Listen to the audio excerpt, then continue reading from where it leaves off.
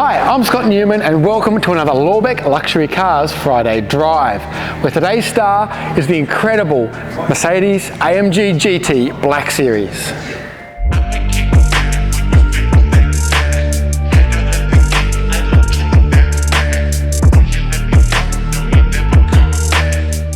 We recently had an SL55 come through and Shreko rightly called it AMG's first real supercar. Its competition was as much Ferrari and Aston Martin as it was BMW and Audi. And if the SL55 was the start of the AMG supercar story, then the GT Black Series, while certainly not the end of the story, is definitely the end of a chapter. No hybrid, no compromise.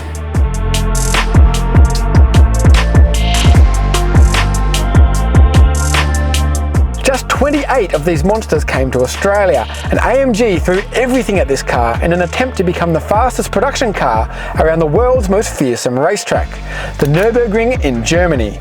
And it did just that, clocking a time of just under 6 minutes and 44 seconds, beating not only the Lamborghini Aventador SVJ and the Porsche 911 GT2 RS, but everything else as well.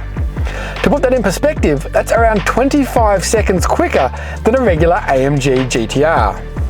Achieving this required a lot more than the typical method of bumping up the power and taking out a bit of weight. AMG essentially re-engineered the GT. The engine is different, suspension is different, most of the body is carbon fibre, and of course there are the giant wings. In many ways it's closer to a race car than a road car. And the only way to discover the effects of all these changes is to take it for a drive.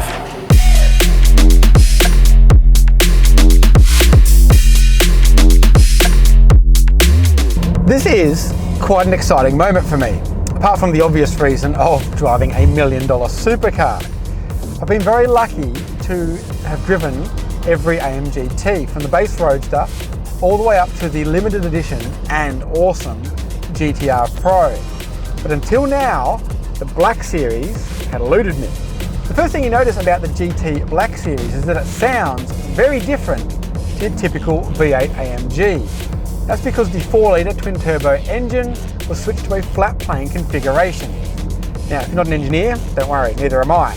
Basically, it's used by most Ferraris and most racing cars because it's better for high RPM and high power. That's just another example of how far AMG went in re-engineering the GT to make it as fast and as potent as possible. So obviously the best place for this car is Phillip Island, Mount Panorama, the Bend Motorsport Park, where you can really stretch its legs and use what it's been built for.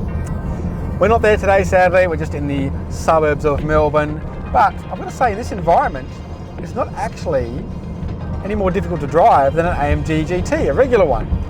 Despite how extreme and how focused it is, there's a bit of road noise, but it's very, very easy to drive. You don't have to pay some price for having this ultimate track weapon. That being said, the GTR Pro and the Black Series do feel slightly different to the more regular AMG GT variants, if that's even a thing. There's just a greater sense of, I guess, connection in these cars. The instant you move the steering wheel, you get a response. There is not a single ounce of slack in these cars. Everything has been as finely honed as possible to make them the amazing track machines that they are.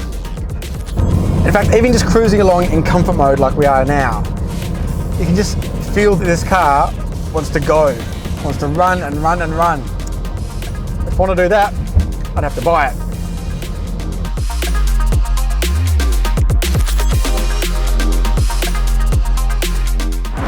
In the future there may be more powerful AMGs and there may be faster AMGs, but I'm not sure there'll ever be another one quite this pure.